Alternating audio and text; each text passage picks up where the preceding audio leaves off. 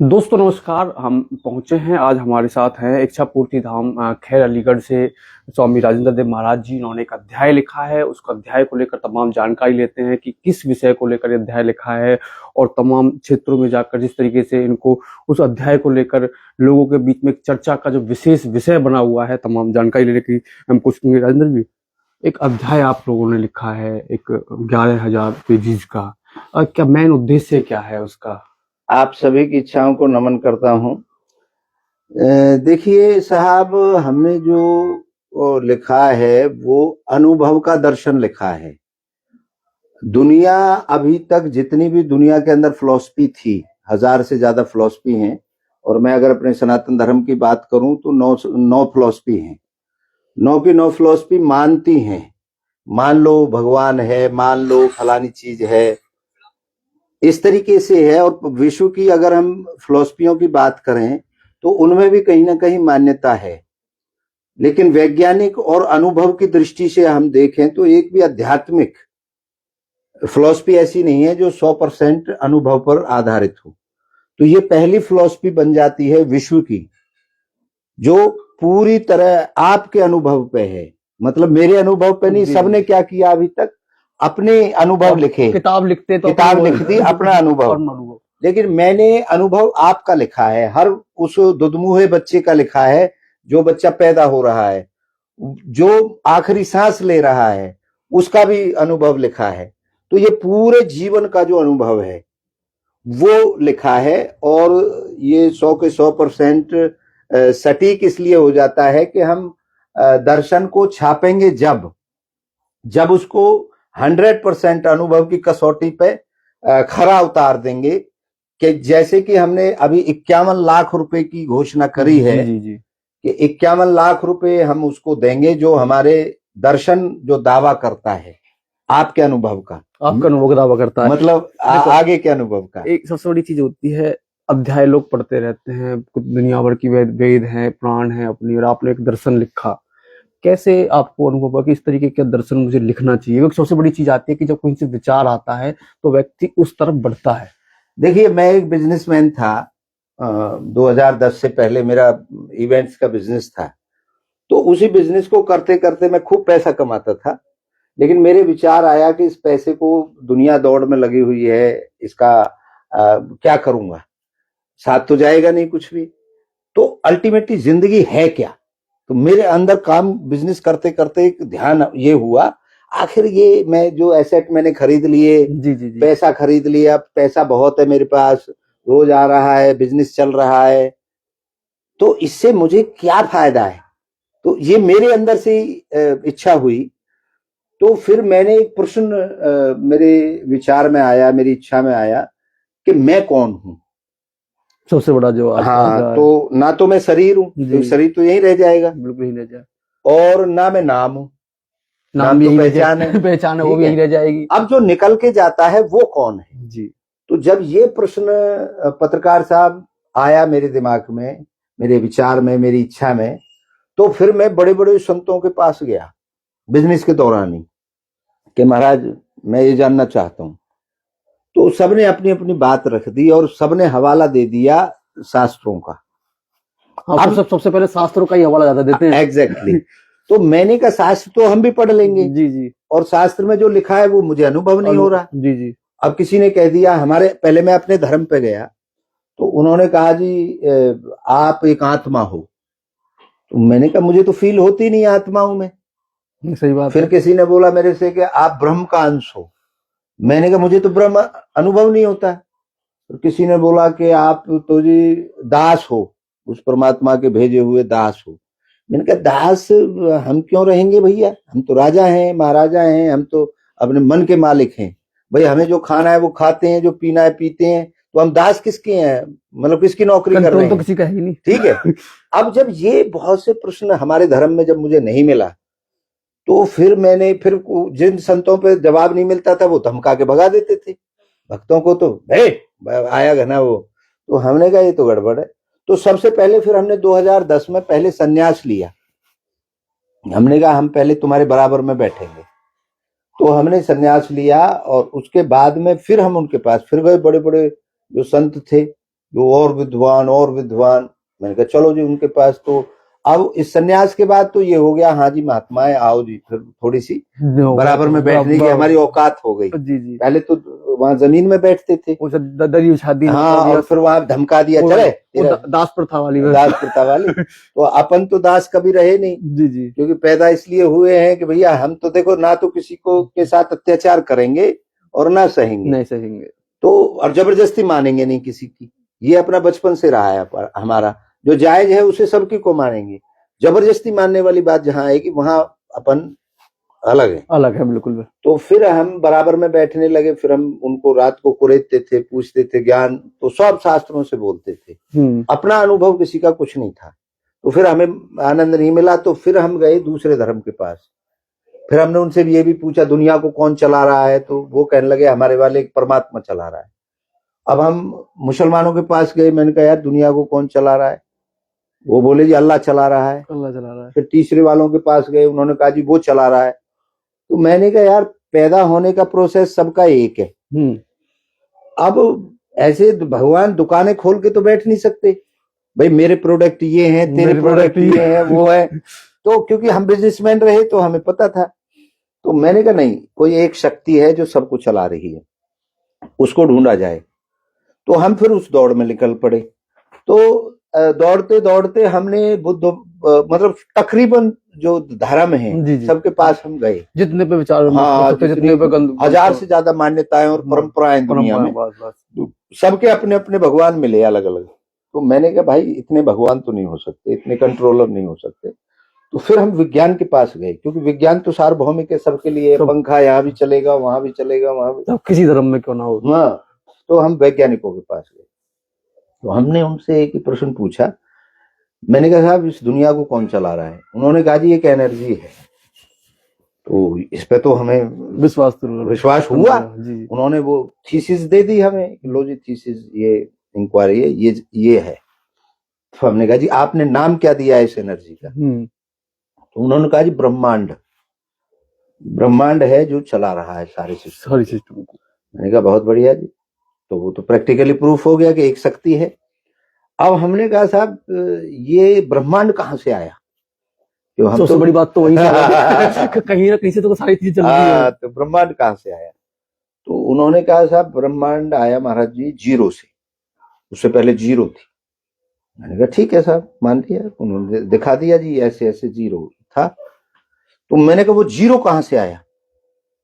सबसे बड़ी बात ये आती है ना, ब्रह्मांड भी तो आया कहीं से, वो भी जीरो ऐसा, जीरो कहाँ से आई? जीरो कहाँ से? वो बस कहते तो पहले धरती पर अंडा आया है कि या मुर्गी? तो कहीं ना कहीं कुछ चीज तो हमने पत्रकार साहब ये पूछा। मैंने कहा यार जीरो कहाँ से है? अब वो बोले जी महाराज जी यहीं तक हमारी इंक्वायरी हुई है, यहाँ से आगे हमें भी नहीं पता। तो अब हमें एक आधार मिल गया कि जीरो से दुनिया चली है। ठीक है साहब, ना कहीं भगवान ने बनाई, ना अल्लाह ने बनाई, ना किसी ने बनाई। अब ये हमारा कंसेप्ट क्लियर हो गया। अब हम जीरो के पास पहुंच गए। तो फिर हमने भटक तो लिए हम, फिर हमने आश्रम में हमने झोपड़ी लगाई अपनी, सन्यासी का जो जीवन होता है।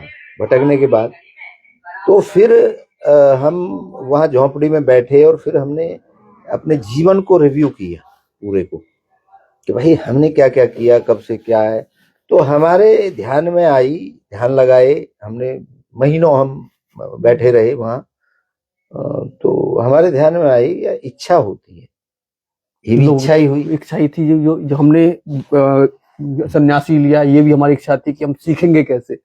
कुछ सबसे बड़ी चीज तो यही होती है। तो हमारे ध्यान में आया कि इच्छा कभी हमें छोड़ के नहीं गई जी। तो मैंने कहा तो इच्छा ही चला रही है हमें, अब इच्छा कर रही है आपसे बात करने की, तो तभी तो बात कर रहा हूँ। बिल्कुल बिल्कुल। तो फिर हमारे ध्यान में ये आया कि इच्छा। तो फिर हमने रिव्यू किया कि हम कैसे आए। तो हमारे माँ और बाप की इच्छा हुई, जो हम आए, मिले। फिर हम आए। अब हमने शास्त्रों में भिन्न भिन्न में पढ़ा था कि ऐसे होता है, वैसे आदमी खीर खाने से हो जाता है, आदमी वैसे हो जाता है। फिर हमने चेक किया लोगों को कि भाई तू खीर खाने से पैदा हुआ था या ऐसे हुआ। सबने एक ही बात कही जी मेरे माँ बाप के से पैदा हुआ। तो मैंने कहा यार फिर तो सभी ऐसे ही पैदा हुए होंगे। तो हम फिर इस पे ढूंढते डोले कोई ऐसा मिल जाए, वो भी नहीं मिला हमें। तो फिर मैंने कहा ये ठीक है भाई, हम दो इच्छाओं के मिलन से आए और इच्छा हमारे जीवन में रहती है। तो यहाँ तक हमारा, और टिल डेथ, जो मर रहा था आदमी उसके पास भी हम गए, किसी के पास, मैंने कहा कोई इच्छा है? उसने कहा हाँ है। फिर हमने देखा हर देश में जब फांसी लगती है उससे पहले पूछा जाता है आपकी आखिरी इच्छा क्या है। वो सबसे टॉपिक होता है। ना ये पूछा जाता आपका आखिरी भगवान क्या है, आपका अल्लाह क्या है, आपका मिलना किससे, ठीक है, इच्छा क्या है, इच्छा पूछी जाती है आपकी आखिरी इच्छा क्या है। तो इच्छा को फिर हमने ऐसे खंगाल के देखा चारों तरफ, तो सब जगह इच्छा मिली। तो फिर हमने कहा जब इच्छा ही है और मर जाएगा आदमी तो इच्छा निकल के चली जाएगी, तो फिर सबसे पहला हमें उत्तर अपने आप से मिला, मैं इच्छा हूं। सबसे बड़ा जो कहते हैं जीवन जो चल रहा है वो इच्छा के ऊपर चल रहा है, तो मैं इच्छा हूं, इच्छा ही निकल जाती है। तो ये तो उत्तर मिल गया हमें यहाँ पे। अब हम गए वापस जीरो के पास, तो जीरो से जीरो की इच्छा हुई जी, इस आधार पे, हाँ, कि ब्रह्मांड होना चाहिए। इस अनुभव के आधार पे हमने सोचा, जीरो की इच्छा हुई, ब्रह्मांड बना, ब्रह्मांड की इच्छा हुई, उसकी इच्छा हुई, उसकी इच्छा हुई, ऐसे करते करते अब हम वहां रुक गए कि जीरो कहां से आया। वो पहली वाली बात जो आ गई। अब किसी दर्शन ने जीरो से आगे की बात नहीं रखी। तो फिर हमने अनुभव के आधार पे, जब हम दो इच्छाओं के मिलन से बने, हमारी माता जी की इच्छा, हमारे पिताजी की इच्छा, तो फिर हमने वहां से गणित दिया, इच्छा की इच्छा हुई जी। फिर पूछोगे जी वो इच्छा कहां से आई, वो इच्छा से आई, वो इच्छा कहां से आई, वो इच्छा से आई। तो अब जाओ आप जहां तक अंदाजा लगाना है। तो हमने फिर ये गणित दिया, इच्छा की इच्छा हुई, जीरो को जन्म दिया जी, जीरो की इच्छा हुई तो ब्रह्मांड बना, और मरने के बाद जो निकल के जाती है वो इच्छा जाती है, और इच्छा जाके उस मूल में मिल जाती है। फिर हमने दूसरा गणित ये दिया कि इच्छा कभी पूर्ति नहीं होती, होती है पूर्ति नहीं होती, बढ़ती रहती है। वो क्यों नहीं होती? क्योंकि ये इच्छा अनुभव लेती रहती है, जीवन में अनुभव बढ़ते रहते हैं, और फिर अनुभव मतलब शरीर को डैमेज हो जाता है शरीर, तो छोड़ करके ये इच्छा फिर अपनी अपनी मेन इच्छा में चली जाती है। फिर वहां से जैसे बस स्टैंड में सुबह बस सब चली जाती हैं और रात को फिर सारी बस वहीं खड़ी हो जाती है। तो हमने ये गणित दिया है पत्रकार साहब, अब दो इच्छाएं रहती हैं, दो इच्छाओं को फिर हमने बिठाया। एक इच्छा को बिठाया हमने, पिताजी की जो है वो तालवे में बिठा दिया, और माताजी की को नाभि में बिठा दिया, क्योंकि माताजी अंडाणु से हम बने हैं और पिताजी का शुक्राणु आता है, तो वो ठहरी रहती है। लेकिन अभी मैं आपसे एक सवाल करता हूं, जैसे आपने अभी मुझे चाय के लिए पूछा, तो चाय पीऊं ना पीऊं, पानी पीऊं ना पीऊं, ऐसे होता है? बिल्कुल होता है, इच्छा होती है, कहूं कि ना। अब इसके बाद में क्या होता है, इसके बाद में फाइनल होता है पी लेता हूं, या ऑफिस जाऊं ना जाऊं, चलता हूं। तो वो कैसे होता है? वो ये इच्छा इसको मिल जाती है, इसको हमने नाम दिया बीजारोपण। फाइनल हो गया भाई, मुझे चाय पीनी है, ठीक है, ये इच्छा का बीजारोपण हो गया। अब इच्छा की पूर्ति कैसे होगी? जब यहां से ये वापस यहां आ जाएगी, क्योंकि मैंने पी ली जी, तो पूर्ति हो गई, पूर्ति हो गई, सेटिस्फेक्शन हो गया। बल शरीर साधन है, मतलब शरीर का कंट्रोल जो करती है, इच्छा करती है। मेरी इच्छा हुई, फोन बज रहा था तो मैंने फोन को बंद कर दिया, इच्छा हुई तो हाथ ने उठाया और बंद कर दिया। अब खुजाने की इच्छा होगी तो यहाँ खुजा लूंगा। तो ये शरीर क्या है, काम करता है। और तीन टाइप की फिर हमने उसमें इच्छाएं रखी। एक इच्छा रखी हमने प्राकृतिक इच्छाएं, जो सांस आना, आंखें झपकना, देखना, सुनना, शरीर के फंक्शन चलना, ये अपने आप चलती हैं। भूख लगना, प्यास लगना, नित्य क्रिया करना, नींद आना, सुरक्षा की, ये हमने इनको कैटेगरी दे दी प्राकृतिक इच्छाओं की। अब इनका पता कैसे चलता है? ये आदत में है, प्रकृति चला रही है। लेकिन अभी मैं आपका सांस बंद कर दूं तो आपको इच्छा काय की होगी? सांस लेने की। तब इच्छा ध्यान आएगी। अब ऐसे नहीं आएगी यार 2 घंटे हो गए मैंने तो सांस नहीं लिया। ठीक है, तो ये सब में है, ये जानवरों में भी। अभी जानवर के पीछे डंडा लेके भागो आप, वो भाग लेगा, उसकी इच्छा की बचूं कैसे, भूख लगेगी तो वो घूमेगा। ये मतलब ये सब में है। फिर हम इससे और आगे बढ़े, दूसरी इच्छाएं हमने रखी देश काल परिस्थिति की, जो हमें नजर आती हैं। जैसे मैंने आपकी जैकेट देखी, चश्मा देखा, तो यार चश्मा लूंगा, मैं लूटूंगा, खरीदूंगा, क्या करूंगा, वो एक अन्य साधन, एक पैदा हो गई, एक पैदा हो गई कि मैंने देख लिया जैकेट है आपके पास, तो ऐसी जैकेट खरीदूंगा, गाड़ी खरीदूंगा, ऐसा घर बनाऊंगा, ऐसा ऑफिस बनाऊंगा, फोन खरीदूंगा, मतलब जो बाहर से दिखती हैं वो इच्छाएं, ये जो इच्छा है ये बाहर से जो देखती है उनको उसे कहती है। माता जी की इच्छा को बोआने की कोशिश करती है, हाँ गाड़ी लूंगा, वो बीज तो वो बो जाती है, बीज बो गया, बो गया। अब गाड़ी जब आ जाएगी तब पूर्ति हो जाएगी, वो वापस ठीक हो है। जाएगी। अच्छा, ये काम करती है।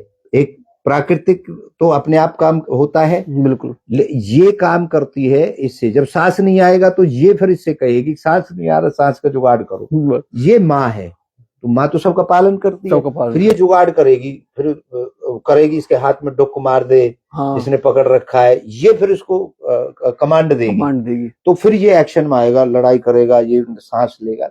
तो इस तरीके से हमने थ्योरी दी। और तीसरी जो इच्छा है वो है बदलाव की इच्छा। बदलाव कैसे? वो अंदर से आती है, वो इससे बात नहीं करती, इसकी नहीं सुनती, वो कहती है कि मैं उड़ूंगी। अब ये कहेगी कि यहाँ तो कोई उड़ता ही नहीं है, जब तक जहाज नहीं होगा, या मैं यहाँ से अमेरिका बात करूंगा जब तक मोबाइल नहीं आया। ये कह रही नहीं है, मूल इच्छा से मिली होती है वो, उससे वो वहां से तरंग भेजती है और ये कहती है नहीं मैं यहाँ से बैठे बैठे वहां बात करूंगी। अब ये मना करती है, पहले तो ये मना करती है, ऐसा कभी हो सकता है? फिर जब इसको ये कह देती है चल तेरी हम नहीं मानते, तो फिर ये इच्छा आपके पास आएगी, भाई ऐसा वो बनाएंगे हम जो यहाँ से बैठे बैठे बात कर लेंगे वहां से। फिर आपकी ऊपर वाली इच्छा कहेगी देख आज तक ऐसा हुआ ही नहीं है, कहीं बता कौन कर रहा है। जब हम कोई बात लेके जाते हैं तो कह रहे हैं अरे पागल हो गया है, अरे बालक ने पागल करे वहां बने वैज्ञानिक को ऐसे करे ना, उसी बात होती है। तो फिर वो ये इतनी मजबूत हो जाती है और इसको भी कह देती है कि भाई तुझे कुछ नहीं कहना, बस ये काम होगा। तो तब आविष्कार होते हैं, जैसे फोन बन गया, रेल बन गई, वो जहाज बन गया। तो ये जो है ये आविष्कार करती है, इसे कुछ नजर नहीं आता, ये कह देती है बस ये। अब जैसे मैंने दर्शन लिख दिया 11,000 पन्ने का, अब मैं एक व्यापारी था, मेरा दर्शन से क्या लेना देना था? बिल्कुल बिल्कुल, दुनिया धंधे में लगी हुई है, खूब मेरे को सबने बोला अरे बाबा जी क्यों हो रहा है तू इतना बड़ा बिजनेस छोड़ के। अंदर से एक इच्छा थी, अंदर से इच्छा आई नहीं मैं कुछ जानूंगा।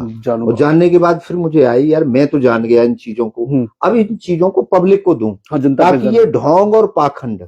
अब मेरी इच्छा अंदर से आ रही है और मैं गया किसी के पास शॉर्टकट मारने के लिए, भाई महाराज जी मुझे ये जैकेट दिलवा दो। तो महाराज जी ने कहा ठीक है। अब महाराज जी से खुद से अपनी इच्छा पूरी नहीं हो रही है लेकिन मेरे लिए छींटे मार देगा, हाँ हो जाएगी, और फिर मुझे अंगूठी दे देगा, मंडल उठाएगा, मतलब कुछ भी करे, जो भी वो हर धर्म में है। मैं किसी धर्म की बात नहीं कर रहा हूँ। ये मैंने जब मैं घूमा तो मैंने देखा कि एक अलग से एक दुनिया चल रही है जो भ्रम फैला रही है, और एक आदमी को आईना दिखाने वाला कोई नहीं है। इच्छा है, इच्छा पूर्ति के लिए भ्रम फैला रखा है। Exactly. आपको ये करना है तो आप अच्छा, फिर उसमें हमने ये देखा जी, आपसे ही पूछ लेता हूँ, हमने उसमें कुछ क्वेश्चन दिए जैसे जिनके हम उत्तर मांगेंगे 51 लाख देंगे जी। उसमें ये है कि आदमी का पूरा जीवन ना बहुत भारी नहीं है, बहुत हल्का है। कैसे? इच्छा पैदा करना जी और पूरी करना, यही काम है, इसके अलावा कोई काम ही नहीं है। जब घर से निकले शाम को सब्जी कैसे लेनी, वो इच्छा है बस, और कोई। अब आदमी बीमार हो जाता है जब इच्छा पूरी नहीं होती जी, तो डिप्रेशन हो जाता है, ये हो जाता है। तो उन इच्छाओं का अगर हमें ज्ञान हो जाए कि भैया हमारी इच्छाएं पूरी हम ही कर सकते हैं। अब दिक्कत में ये आ जाते हैं, वो तो गाड़ी ले आया, मेरी गाड़ी कैसे ही आए। फिर आदमी चोरी करता है, फिर आदमी किसी हमारे जैसे के पास जाता है, फिर बोलता है बाबा जी मेरी गाड़ी का जुगाड़ करा दो। अब बाबा जी खुद साइकिल से चल रहा है बेचारा, लेकिन वो गाड़ी की गारंटी ले लेगा। मैं रामचंद्र जी से बात करूंगा, आपकी इच्छा पूरी हो जाएगी, फोन पे बात करूंगा हनुमान जी से। अब हनुमान जी के पास खुद गाड़ी नहीं थी उस समय पे, अब उनको तो पता ही नहीं है कौन सा मॉडल आ गया है। तो इस तरीके से जो ये भ्रम का जाल फैला रखा है लोगों ने, इसको तोड़ने के लिए फिर हमें जरूरत है। जो मुझे तो ज्ञान हो गया, अब मैं ज्ञान लेके मर जाऊं तो फायदा क्या? तो पब्लिक को कैसे पता? मैंने इतना संघर्ष करके 15 साल का टाइम दिया है। फिर मैंने उसको लिखना शुरू किया, और जब मैंने लिखा तो वो धीरे धीरे करके, क्योंकि सभी को जवाब देना है, हर मान्यता को जवाब देना है, तो ऐसे करते करते वो 11,000 पेज बन गए।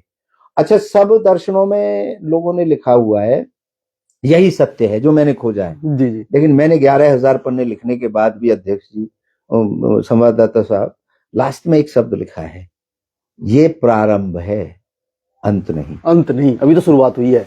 नहीं, शुरुआत है। अब आपने मान लो बंबई नहीं देखी, जी जी, तो पहली बार देखोगे तो आपका तो प्रारंभ है वो। प्रारंभ है बिल्कुल। जब मैं अनुभव आपका लिख रहा हूँ, जी जी मैं अपना नहीं लिख रहा हूँ। बिल्कुल। सबने क्या अपना लिखा, हाँ मैंने क्या आपका लिखा। अच्छा, पहले एक और बात थी कि यहाँ से जाके गुफाओं में बैठ जाना, वहां पे लिखना। अब उसको अनुभव थोड़ी हो रहा है, वो तो मान्यताएं लिख रहा है। मुझे ये आभास हो गया, मुझे चक्कर आने लगे, या परमात्मा आ गया, या ये हो गया, इल्यूजन हो गया। उन्होंने अपने अनुभव लिखे। मैंने कभी ना गुफा में वहां बैठा, हिमालय पे गया घूमने, वहां इंक्वायरी करी कि यहाँ से क्या एनर्जी है, क्या फायदे हैं, गया मैं सब जगह। लेकिन मैंने जब लिखी तो अपनी झोंपड़ी में बैठ के लिखी किताब। और अनुभव, क्योंकि अनुभव तो जनता से मिलेंगे। मैंने स्वच्छता अभियान चलाए, झाड़ू मारे, मैंने लड़ाइयां करी, मैंने प्रेम किए, यात्राएं निकाली, भूखा रहा, मतलब सब मैंने अनुभव किया। जी जी। तो ये कहते थे जी वो आदमी 30 दिन से भूखा है, तो मैं वो कर सकता है आदमी। मैं 15 दिन मैं भी भूखा रहा। नहीं, यही इच्छा रोटी खाने की। नहीं, मैंने चेक करे हैं, अनुभव करे हैं। जी जी। भाई एक आप बैठ जाओ दिमाग में लगा के, मैं तो प्रधानमंत्री बन गया।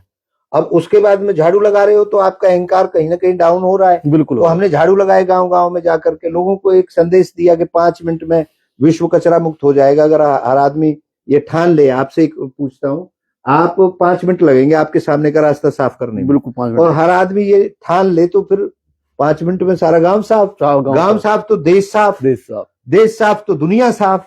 तो ऐसे ऐसे करके फिर हमारी अंदर की इच्छाएं तरह तरह की होती रही। हमने लाखों महिलाओं को जो परेशान थी, इधर महात्माओं का ये था, महात्मा लेता ही लेता है, लेकिन हमने पहले महात्मा ऐसे थे जो हमने विधवाओं को चप्पल बांटे, बच्चों को पेन बांटे, बच्चों को शिक्षा दी, बच्चों के लिए हमने, क्योंकि जो असलियत है आज का जो दौर है वो शिक्षा का है। ये वैज्ञानिक क्यों बन रहे हैं, ये डॉक्टर क्यों बन रहे हैं? भाई या तो डॉक्टरों को बंद कर दो, आप अपने छींटे मार के और इनको ठीक करते रहो, ठीक है, या इन छींटों को बंद कर दो, डॉक्टरों को इलाज करने दो। अब दो में से एक करें। मेरा ये अपील भी है आपके चैनल के माध्यम से। बिल्कुल सही बात है भाई, आप विचार करो, मेरी मत मानो। बिल्कुल बिल्कुल। मैं ये कहता हूं, मेरी कोई मत मानो, अपना अनुभव देखो। अगर आप पानी के छींटे से या भभूति खाने से या उनसे ठीक हो सकते हो तो आप डॉक्टरों की जरूरत नहीं है। इनको बंद करो, ये 6-6 साल 10-10 साल एमडी करते हैं। या फिर अगर वो ठीक है तो फिर ये गलत है, ये गलत है। दो में से एक मैं ये नहीं कह रहा वो ठीक है या वो ठीक है, मैं दोनों को आपके सामने रख रहा हूं। जो आपको ठीक लग रहा है, वास्तव में जो ठीक है, सत्य जो है, तो मैं सत्य का दर्शन है ये, और सत्य के आधार पर मैं 51 लाख का दावा कर रहा हूं। मेरे 11 प्रश्न हैं, उनका जो उत्तर दे देगा मैं उसको दे दूंगा, और किताब में आग लगा दूंगा, छापूंगा ही नहीं, उसका कोई मतलब ही नहीं है फिर। हाँ, जब सवाल ही नहीं मिलेगी, जवाब ही भाई नहीं। अब ये बताओ ना, जब जो हमने चीज लिखी है और वो भी झूठी लिख दी, बिल्कुल, तो झूठी तो पहले रखी है, या तो वो झूठी है या ये झूठी है। अब ये झूठी है तो हम क्यों आपके ऊपर थोपे? सही बात, वो सत्य है। तो इसलिए हम पहले छापने से पहले कार्यक्रम करेंगे पूरे देश के अंदर और पूरे विश्व के अंदर करेंगे। एक बड़ा चर्चा का विषय भी है। अब इस टाइम अगर बातचीत करें, जिस तरीके से लोगों से आपका संवाद हो रहा है, पत्रकारों में चर्चा का विषय, संत महात्माओं में चर्चा का विषय है कि गुरुजी ने एक दर्शन लिखा है और उसपे 11,000 पन्नों का, उसपे वो क्या 51 लाख रुपए का इनाम भी दे रहे हैं, तो एक बड़ा चर्चा का विषय बन जाता है इस चीज को। अब कैसे इसको करेंगे? नहीं, मैं तो ये कह रहा हूं कि आप जिस भी मंच पर, मैं तो अपना मंच तैयार कर ही रहा हूं, मैं तो पूरे विश्व को बुलाऊंगा छापने से पहले, और ओपन चैलेंज है, और ये 8.5 अरब लोगों के लिए है।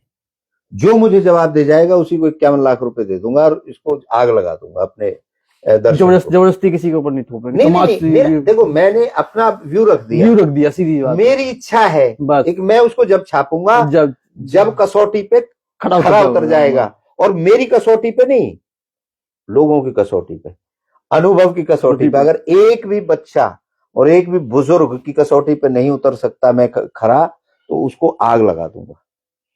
ये मैं आपके चैनल पे कह रहा हूं, पहली बार। मैं उसको छापूंगा नहीं, उसमें आग लगा दूंगा वहीं पे, इतनी बड़ी किताब लिखी है जो मैंने 15 साल की तपस्या में जो मेहनत करके मैं उसमें आग लगा दूंगा और 51 लाख रुपए उस आदमी को दे दूंगा। एक बहुत बड़ी बात है, 15 साल का अनुभव और इतना बड़ा चैलेंज कि भाई मेरे जो 11 सवाल है उनका आप जवाब दीजिए, कोई किसी से वो बंदिश नहीं है। अगर वो सवाल जवाब देते तो मुझे किताब छापने की जरूरत नहीं है, गुरुजी ने सफल सफल कहना है इस चीज का। तो अब क्या चल रहा है उस चीज को लेकर, कहाँ अब हमारी पूरे देश में अब टीमें हम एक्टिव करेंगे, अभी तैयारी चल रही है और हर डिस्ट्रिक्ट लेवल तक ऑफलाइन और ऑनलाइन दोनों सुविधाएं दी जाएंगी। अब ऐसा थोड़ी है सभी ऑनलाइन है, जी जी, तो हम ऑफलाइन भी हमारे वो छपेंगे फॉर्म और कोई कहीं से भी भर सकता है और एक दिन हम फिक्स करेंगे उस दिन फिर हम, और मैं ये कह रहा हूं कि 108 अध्याय हैं मेरे उसमें, 11,009 में 108 अध्याय 108 अध्याय हैं और 108 जो धर्म और परंपराएं हैं उनके हेडों को बिठाएंगे, जज बनाएंगे। फैसला भी मैं नहीं करूंगा, जी जी, मैं तो प्रश्न दूंगा जो मेरा दर्शन में लिखे हैं, वो 11 प्रश्न जनता के बीच में रखेंगे और जज बनेंगे।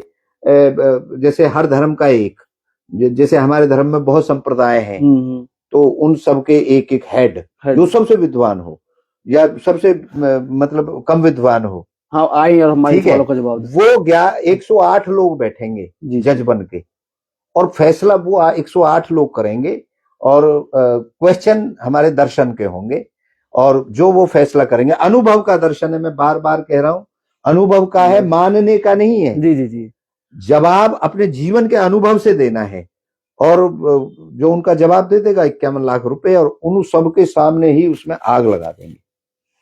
बहुत बड़ी बात आप लोगों ने कही। अब लगातार हम जल्दी में ही एक दूसरी वीडियो बहुत जल्दी डालेंगे अनुभव के आधार पर उन 11 क्वेश्चंस को लेकर, क्योंकि वीडियो का अंतराल बहुत लंबा हो गया।